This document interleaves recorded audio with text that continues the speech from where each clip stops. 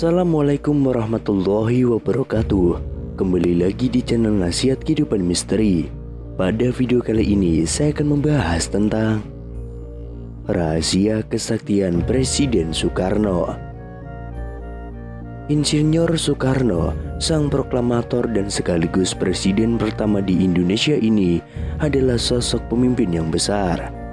Putra sang fajar ini sangat karismatik, berwibawa, tegas, nasionalis, hingga revolusioner. Semangat dan jiwa nasionalisme tidak pernah pudar saat menorehkan dan memperjuangkan Indonesia hingga menjadi negara yang berdaulat, bahkan menjadi negara yang disegani oleh bangsa lain. Meski sudah lama meninggal dunia, namun cerita tentang Soekarno selalu menarik untuk dikaji, termasuk tentang kesaktian yang dimilikinya. Bung Karno sering mengalami percobaan pembunuhan. Semasa hidupnya ia mengalami percobaan pembunuhan dari tingkat baru rencana sampai eksekusi sebanyak 23 kali. Namun menurut ajudan Soekarno, Sudarto Danusubroto, mengatakan bahwa ada 7 kali percobaan pembunuhan terhadap Soekarno yang sangat menggetarkan. Menanggapi hal itu, bukan menjadi takut dan gentar, Bung Karno malah membuka rahasia bagaimana cara membunuhnya. Menjadi hal yang wajar kalau kemudian sebagian rakyat Indonesia menganggap Bung Karno adalah manusia dengan tingkat kesaktian yang tinggi. Lalu apa sebenarnya rahasia kesaktian Bung Karno tersebut? Menurut kabar yang beredar di dalam masyarakat, Bung Karno memiliki mustika pemberian Nyi Blorong yang sangat legendaris.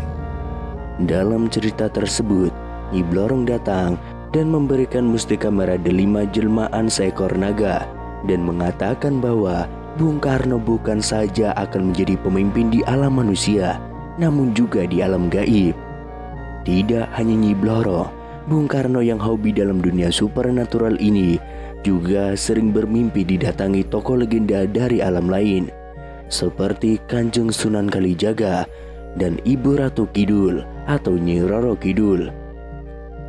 Nah, namun benarkah Bung Karno merupakan manusia yang sakti? Dengan sejarah sedikitnya 7 kali lolos, luput, dan terhindar dari kematian akibat ancaman fisik secara langsung, menjadi hal yang jamak kalau kemudian sebagian rakyat Indonesia menganggap Bung Karno adalah manusia dengan tingkat kesaktian yang tinggi.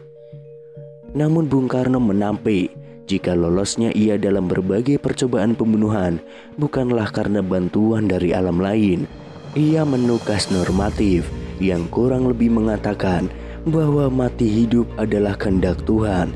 Manusia mencoba membunuh, tapi kalau Tuhan belum berkehendak ia mati, maka ia belum akan mati. Namun Soekarno membeberkan bagaimana cara membunuhnya.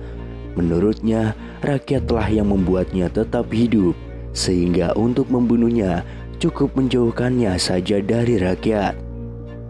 Semua yang kucapai selama di dunia ini adalah karena rakyatku.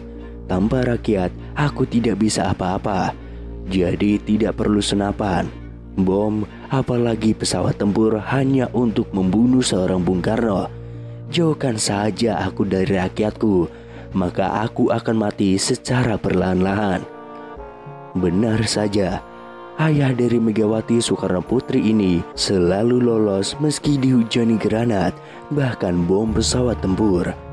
Percobaan pembunuhan pernah terjadi pada 30 November tahun 1957. Presiden Soekarno datang ke perguruan Cikini atau Percik, tempat bersekolah putra-putrinya dalam rangka perayaan ulang tahun ke-15 Percik. Granat tiba-tiba meledak di tengah pesta penyambutan presiden. 9 orang tewas, 100 orang luka-luka, termasuk pengawal presiden. Soekarno sendiri beserta putra-putrinya selamat. 3 orang ditangkap akibat kejadian tersebut. Mereka perantauan dari Bima yang dituduh sebagai antek teror gerakan DITII. Percobaan pembunuhan kedua terjadi pada 9 Maret tahun 1960. Tepat siang bolong, Istana Presiden dihentakkan oleh ledakan yang berasal dari tembakan kanon 23 mm pesawat MiG-17 yang dipiloti Daniel Monclar. Monclar adalah letnan angkatan udara yang telah dipengaruhi Permesta. Kanon yang dijatuhkan Monclar menghantam pilar dan salah satunya jatuh tidak jauh dari meja kerja Soekarno. Untunglah Soekarno tidak ada di situ. Soekarno tengah memimpin rapat di gedung sebelah Istana Presiden. Kemudian pada April tahun 1960, Perdana Menteri Uni Soviet saat itu, Nikita Khrushchev, mengadakan kunjungan kenegaraan ke Indonesia. Dia menyempatkan diri mengunjungi Bandung, Yogyakarta, dan juga Bali. Presiden Soekarno menyertainya dalam perjalanannya ke Jawa Barat. Tatkala sampai di jembatan Raja Mandala, ternyata sekelompok anggota DITII melakukan pengadangan. Beruntungnya pasukan pengawal Presiden sigap meloloskan kedua pemimpin besar dunia itu. Pada 7 Januari tahun 1962, Presiden Soekarno tengah berada di Makassar. Malam itu ia akan menghadiri acara di gedung olahraga Mato Angin. Ketika itulah saat melewati Jalan Cendrawasih, seseorang melemparkan granat. Granat itu meleset, jatuh mengenai mobil lain. Soekarno selamat. Pelakunya Serma Markus Latuperisa dan Ida Bagus Suryatenaya divonis hukuman mati. Selain itu, percobaan pembunuhan terjadi pada 14 Mei tahun 1962. Bahrum sangat senang ketika berhasil mendapatkan posisi duduk pada saf depan dalam barisan jamaah sholat Idul Adha di Masjid Baitur Rahim. Begitu melihat Soekarno, dia mencabut pistol yang bersembunyi di balik jasnya. Moncong lalu diarahkan ke tubuh Soekarno, namun apalah daya, jarinya keluh.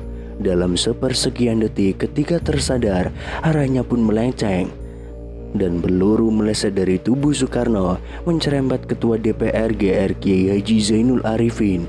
Kemudian Haji Bahrum divonis hukuman mati, namun kemudian dia mendapatkan gerasi.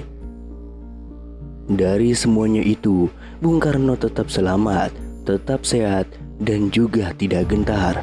Dia terus saja menjalankan tugas kepresidenannya dengan segala konsekuensinya.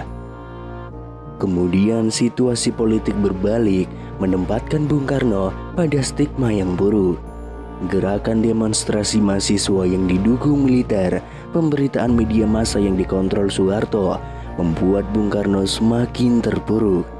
Usai ia dilengsarkan oleh sidang istimewa MPRS, kemudian diasingkan di Bogor, kemudian disekap di Wisma Yaso, ia benar-benar menjadi pesakitan. Yang paling menyakitkan adalah karena dia benar-benar dijauhkan dari rakyat. Rakyat yang menjadi nyawanya selama ini. Dengan cara itu pula, persis seperti yang pernah ia utarakan, bahwa Bung Karno akan wafat tanpa kekuatan rakyatnya.